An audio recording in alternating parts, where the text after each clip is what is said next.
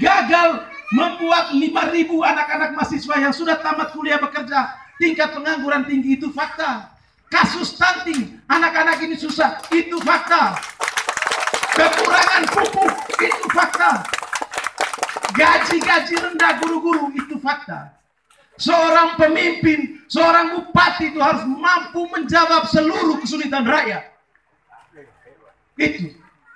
Saya bilang, Om Heri, pergilah ke setiap desa. Pergilah ke setiap desa. Bangun itu polindes. Kasihan ibu-ibu hamil harus jauh pergi ke puskesmas. Setiap desa harus kita bangun polindes supaya ibu-ibu hamil ini mereka jangan jauh perginya. Karena apa? Salah menangani ibu hamil hanya ada dua. Kalau bukan anaknya yang mati, ibu yang mati, atau ibu dan anak mati. Jadi jangan main-main. Sehingga jawaban bupati hanya satu, pastikan keselamatan jiwa rakyatnya itu bisa terjaga.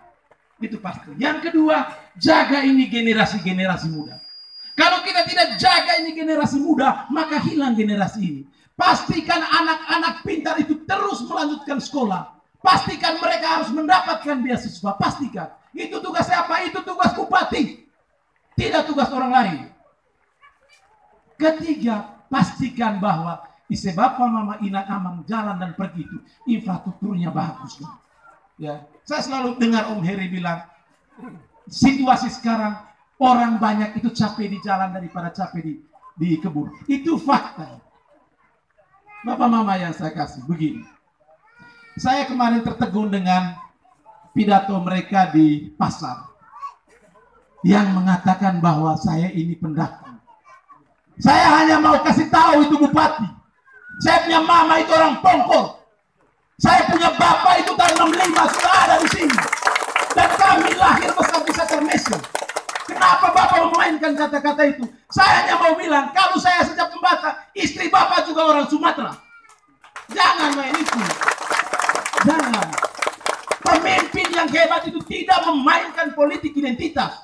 Pemimpin yang hebat itu jangan memainkan politik agama di sini. Karena dua politik ini akan membawa kehancuran untuk rakyat. Jadi saya minta tolong. Ya. Kenapa saya terganggu? Saya terganggu. Saya ini tidak tahu adat Sabu, jujur. Karena saya lahir besar di sini. Saya dididik dengan adat-adat Menggerai. Jadi saya tidak paham itu adat Sabu. Ya, jangan hanya karena politik Bapak mengatakan begitu. Pemimpin itu harus paham tentang Bhinneka Tunggal Ika. Kita berbeda-beda tetap satu. Saya tidak dukung Bapak karena saya tidak sepakat dengan seluruh kebijakan yang Bapak buat. Itu hak hukum kami. Jadi jangan coba-coba begitu. Yang ketiga, saya pernah dengar orang tua omong. Saya selalu dengar Om Tote omong. Kalau Om Tote pergi omong di mana-mana saya dengar. Selalu saya dengar begini. Politik itu neka ngampang dan ngabe baik. Jangan. Kedua, pemimpin itu harus memiliki jiwa nehotivu levi. Saya selalu dengar itu. Sehingga saya tanya, saya bilang, apa maksudnya? Oh, maksudnya begini-begini. Pemimpin itu harus naik ngalis tukang hingga. Stop politik balas dendam. Kenapa Satarmese Raya ini susah? Karena mereka kalah di tahun 2015. Tapi faktanya mereka menang. Secara hitung keseluruhan fakta mereka menang. Hanya karena Raya Satarmese memilih mereka 38%. Maka pembangunan di Satarmese mereka mandat selama 4 tahun. Mereka hukum Raya Satarmese selama 4 tahun. Tapi setelah mau maju, baru mereka melakukan pembangunan. Bapak mama yang saya kasih, saya hanya bilang satu. Anak-anak muda, saya mau dengar mana suara Laskar hari ini. Mana anak muda di sini? Dengar kayak di ngomong kamu anak muda. Saya kasih tahu kamu anak muda, tegaknya negara ini, hebatnya kabupaten kita ini, itu di tangan-tangan kamu anak muda. Ya, Bung Karno pernah bilang satu, kirim saya 10 orang tua, maka saya akan cabut ini akar semeri. Kirim saya 1 pemuda pemberani, saya akan guncangkan kamu dunia. Kedua, saya minta anak muda, dengar kayak dia omong, bahwa kamu itulah adalah tulang-tulang punggungnya H2M. Kalau kamu patah, maka patah ini H2M. Kalau kamu hilang militansimu, selesai ini H2M. Maka saya minta kepada anak muda, saya minta semangatmu, saya minta militansimu. jaga baik-baik pilkada tanggal 9 Desember tahun 2020. Ini kesepakatan kita bersama, ini jalan menuju perubahan. Ini bukan jalan menuju neraka, tetapi ini jalan menuju kebaikan masyarakat. Karena kehebatan masyarakat adalah kehebatan pemimpin. Pemimpin itu bukan hanya hebat pada tataran teori. Kita tidak butuh pemimpin yang doktor atau S2 atau S3. Kami hanya butuh pemimpin yang mampu mendengar dan menjawab seluruh kesulitan rakyat itu.